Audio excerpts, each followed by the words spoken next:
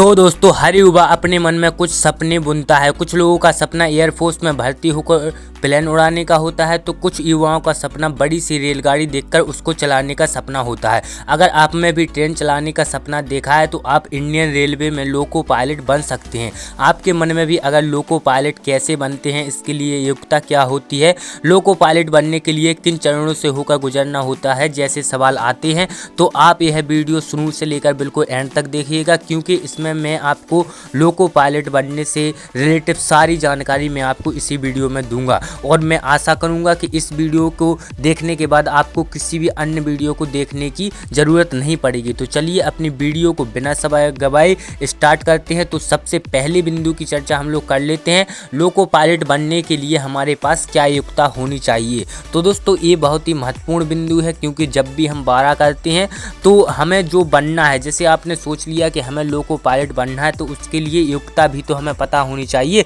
तो दोस्तों योग्यता पर नज़र डाल लेते हैं और चलिए इसको हम लोग जानते हैं।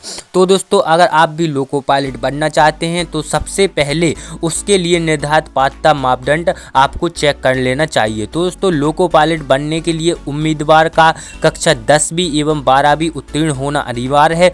इसके साथ ही अभ्यर्थी ने मैकेनिकल, इलेक्ट्रॉनिक्स, वायरमैन, इलेक्ट्रीशियन या ऑटोमोबाइल आदि ट्रेड में 2 वर्ष ITI सर्टिफिकेट भी हासिल किया हो। इसके साथ ही अभ्यर्थी की न्यूनतम आयु 18 वर्ष से अधिकतम होनी चाहिए और 30 वर्ष तक आपकी आयु रहती है, मतलब 18 से 30 आपकी रहती है। और जो SC ST वर्ग के लोग होते हैं उनको इसमें कुछ छूट दी जाती है।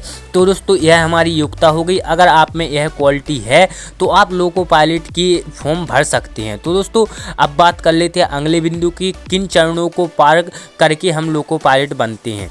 तो दोस्तों इसके लिए आपको, अगर आप ऊपर दी गई योग्यता पूरी कर लेते हैं, तब आप इंडियन रेलवे की ओर से निकलने वाली लोको पायलट की भर्ती के लिए आवेदन कर सकते हैं। ये मैंने आपको अभी अभी बताया। तो दोस्तों इसके बाद आपको 2 चरणों में कंप्यूटर बेस्ड एग्जाम देना होता है।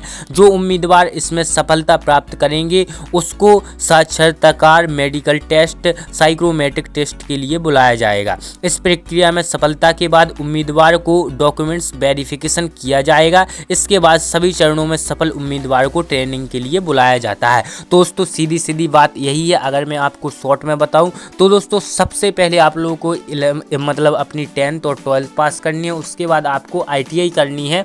जो विषय आप मैंने बताए तो उसमें से आप कुछ भी ITI कर सकते हैं। उसके बाद आपको फॉर्म भरना है।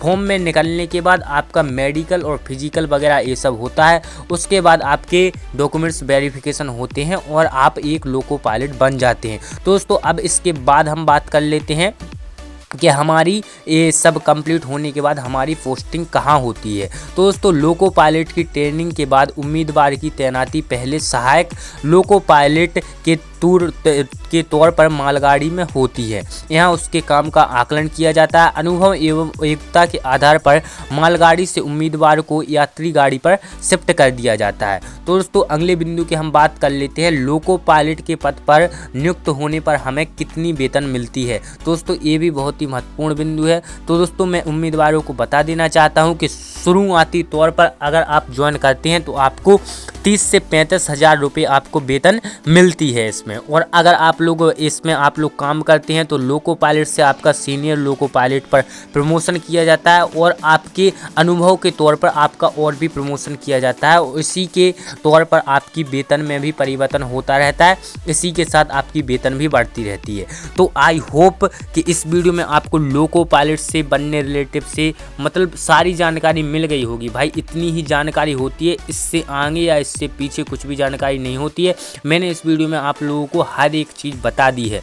तो दोस्तों अगर और कोई भी जानकारी चाहिए तो कमेंट कर दीजिएगा, और कोई भी आपको डाउट है तो उसके लिए भी कमेंट कर दीजिएगा। मिलते हैं किसी अगली वीडियो के साथ, तब तक के लिए नमस्कार दोस्तों।